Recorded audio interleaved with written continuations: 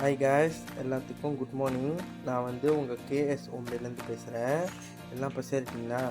இன்றைக்கி நம்ம என்ன வீடியோ பார்க்க போகிறோம்னாக்கா, அரிசி உப்புமா எப்படி ஈஸியான வேலை கொஞ்ச நேரத்தில் செய்ய போகிறத நம்ம பார்க்க போகிறோம். அரிசி உப்புமான்றது உடம்புக்கு ரொம்ப நல்ல சாப்பாடு. இது பசியாரையும் சாப்பிட்லாம், டீ டைமுக்கும் சாப்பிட்லாம். ஸோ வாங்க அதுக்கான ஜாமான் முதல்ல பார்த்துடலாம். ஃபர்ஸ்ட் 2 கோல் அரிசியை எங்கள் அம்மா சட்டியில் போட்டு நல்லா வறுத்தெடுத்துக்கிட்டாங்க.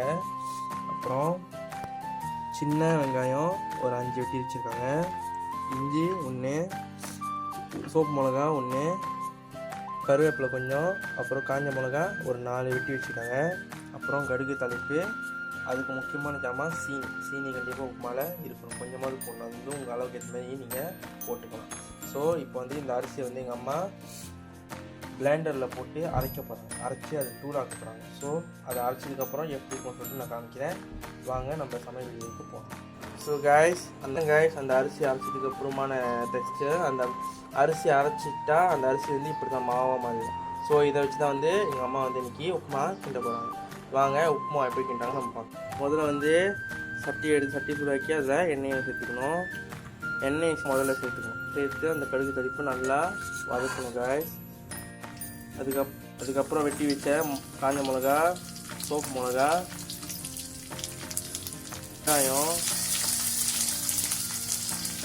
அப்புறம் இஞ்சி, சோப்பு மிளகா எல்லாத்தையும் சேர்த்துக்கிட்டு அதெல்லாம் நல்லா கொஞ்ச நேரம் போட்டு நல்லா வதக்கணும். அது நல்லா ப்ரௌன் கலராக ஆகி வரும்.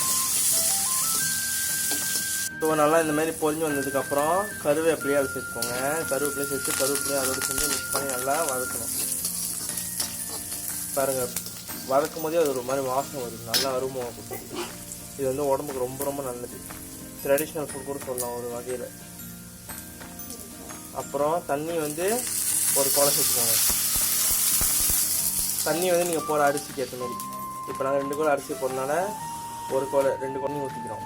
ஸோ நீங்கள் எவ்வளோ அரிசி போடுறீங்களோ அவளுக்கு ஏற்ற மாதிரி நீங்கள் தண்ணி சேர்த்துக்கோங்க. அப்புறம் உப்பு சேர்த்துக்கோங்க தேவையான அளவுக்கு. சேர்த்து அந்த இதை நல்லா மிக்ஸ் பண்ணி கொஞ்ச நேரம் கொதிக்க விடணும் இந்த தண்ணியை. ஸோ அந்த இன்க்ரீடியன்ஸ்லாம் அதில் நல்லா கொதித்து தண்ணியோடு மிக்ஸ் ஆன பிறகு தான் அந்த மாவை நம்ம சேர்த்துக்கிறோம்.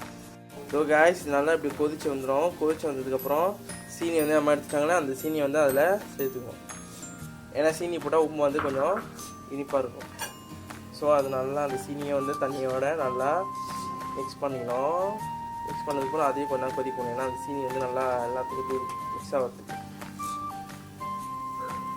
இப்போ பாருங்க காய்ஸ், நல்லா தண்ணியோடு கொதிச்சு நல்லா ஒரு மாதிரி அழகான கலர்ஃபுல்லான டெக்ஸ்டர் வந்துச்சு. இப்போ அது வந்ததுக்கப்புறம் மாவு நம்ம அதை போட்டுடலாம். அரைச்சி வச்ச உப்புமாவோட மாவை போட்டு இப்படி நல்லா கிண்டணும். அது கொஞ்சம் கொஞ்சமாக கிண்ணா தான் இதாகும்னா மொத்தமாக போட்டாக்கா அப்புறம் அதுமாரி கிராஸ் ஆகிடும். ஸோ நம்ம ஒரு கரண்டியாக அதில் கொஞ்சம் கொஞ்சமாக சேர்த்து மிக்ஸ் பண்ணுறாங்க.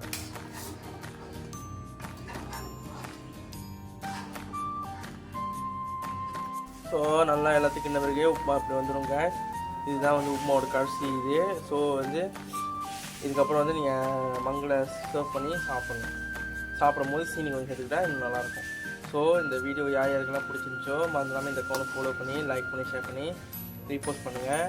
அதே சமயத்தில் என்னோடய யூடியூப் சேனலையும் சப்ஸ்கிரைப் பண்ணிடுங்க. அப்போ தான் எது போட்டாலும் உங்களுக்கு நோட்டிஃபிகேஷன் கிடைக்கும்.